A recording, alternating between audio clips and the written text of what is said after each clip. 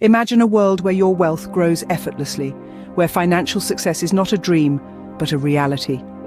Welcome to the world of George S. Clason's The Richest Man in Babylon, a timeless classic that has guided generations towards financial prosperity. This captivating book, set against the backdrop of the ancient city of Babylon, once the wealthiest city in the world, uses parables to impart invaluable financial wisdom. The tales spun by Clason are simple, yet they hold profound lessons about wealth accumulation and financial management that remain as relevant today as they were in the days of Babylon. The Richest Man in Babylon underscores the importance of saving. It teaches us that no matter how much or how little we earn, setting aside a portion of our income is the first step on the path to building wealth. It's not about how much you earn, but how much you keep that ultimately determines your financial future. But saving alone is not enough, the book tells us. It's what we do with our savings that matters. Investing wisely, making our money work for us, is the next crucial step. The book encourages us to seek investments that promise safe returns, rather than get-rich-quick schemes that are often fraught with risks. And finally, The Richest Man in Babylon stresses the importance of seeking advice from those who are more experienced. It urges us to learn from the successes and failures of others, to seek wisdom from those who have walked the path before us. Because in the realm of wealth creation, experience truly is the best teacher. The Richest Man in Babylon is more than just a book. It's a treasure trove of financial wisdom, a guide that can lead us on the path to wealth if we choose to follow its teachings. It reminds us that financial success doesn't happen overnight, but is a journey that requires discipline, prudence, and wisdom. Remember, the road to wealth is paved with discipline, prudence, and wisdom. Gold comes willingly and in increasing quantity to any man who will save at least 1/10 of his earnings. A potent principle, isn't it? This is the first law of gold. The concept is straightforward, yet often overlooked.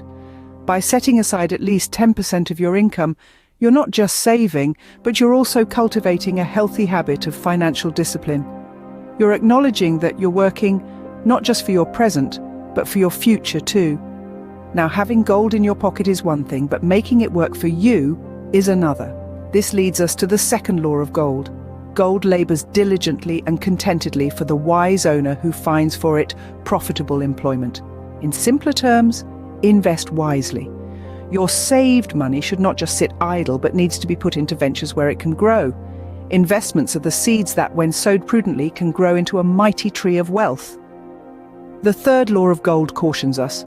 Gold clings to the protection of the cautious owner who invests it under the advice of men wise in its handling.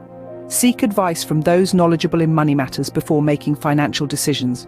It's like navigating a ship. You wouldn't attempt to sail through a storm without an experienced captain at the helm. The fourth law brings us a harsh truth. Gold slips away from the man who invests it in businesses or purposes with which he is not familiar, or which are not approved by those skilled in its keep. Unwise investments in unfamiliar territories often lead to the loss of your hard-earned money.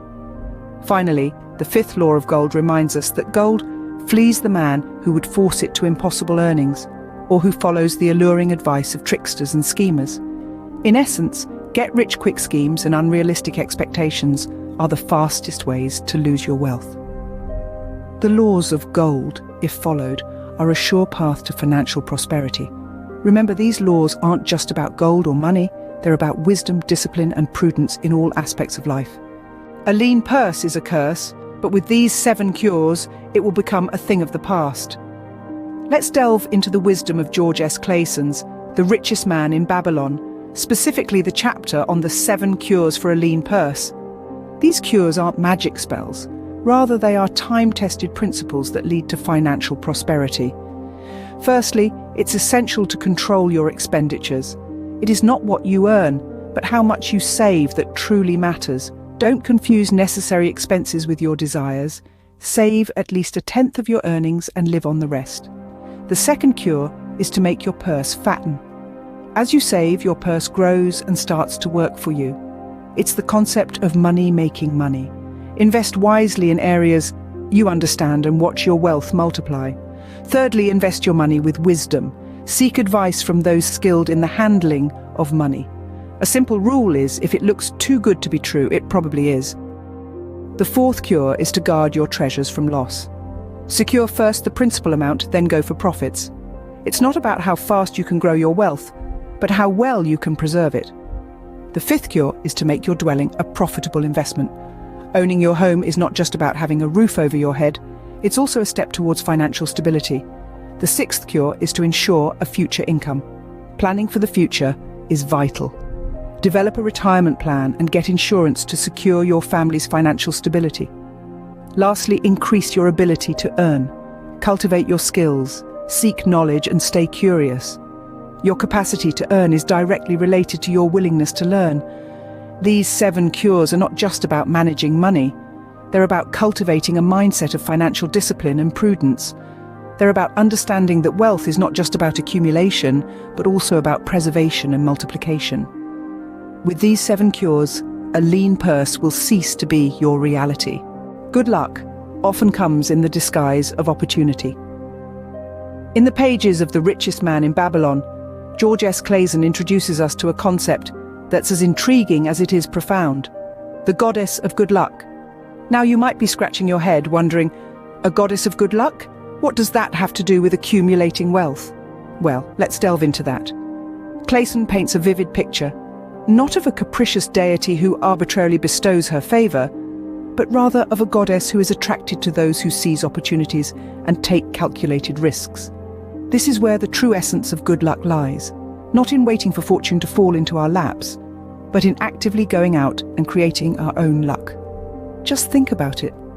How often have you heard stories of successful individuals who, when asked about their journey, attribute their success to being in the right place at the right time? But was it really just coincidental? Or was it that they were prepared and ready to seize the opportunity when it presented itself? This is the essence of the goddess of good luck. Opportunities are like golden chariots that pass by us every day. Some of us see them and let them pass, thinking they're out of our reach, while others, the ones who understand the nature of the goddess of good luck, leap at these chariots, harnessing them to their advantage. These are the people who are often deemed lucky, but in reality, they're simply adept at recognizing and seizing opportunities. So how does one attract the favor of the goddess of good luck? It's simple.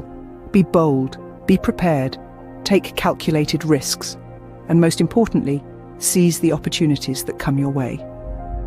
Remember, the goddess of good luck is not a whimsical deity who favors a chosen few. She is a force, a principle, an idea that rewards those who understand that luck isn't about waiting for good things to happen. It's about making them happen. Remember, good luck favors the bold and the prepared. The path to wealth is not a secret, but a journey marked by discipline, wisdom, and courage. Let's quickly rewind and revisit the nuggets of wisdom we've gleaned from the timeless classic, The Richest Man in Babylon, by George S. Clason. We started with the 5 laws of gold, which are essentially the principles of managing and growing wealth. We learned that money is plentiful for those who understand the simple rules of trade. We also discovered that gold comes gladly and in increasing quantity to any person who will save at least 1/10 of their earnings. Furthermore, we reiterated the importance of seeking wise counsel when investing, ensuring that every coin spent brings a return, and understanding that the future is an unpredictable landscape that requires financial preparedness. Next, we explored the 7 cures for a lean purse, which are practical steps to achieving financial prosperity. They include starting to fill your purse, controlling your expenditures, making your gold multiply, guarding your treasures from loss, making your dwelling a profitable investment, ensuring a future income, and increasing your ability to earn. Finally, we delved into the concept of the goddess of good luck.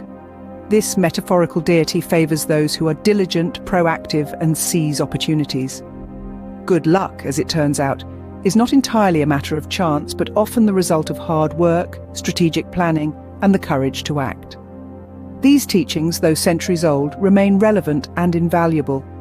They provide a roadmap to achieving financial success and personal satisfaction. They remind us that wealth is not a product of luck or circumstance, but a result of discipline, wisdom, and courage. Remember, the journey to financial freedom is not a sprint, but a marathon. It requires patience, consistency, and the willingness to learn and adapt. as you journey towards financial freedom, let the wisdom of the richest man in Babylon be your guide.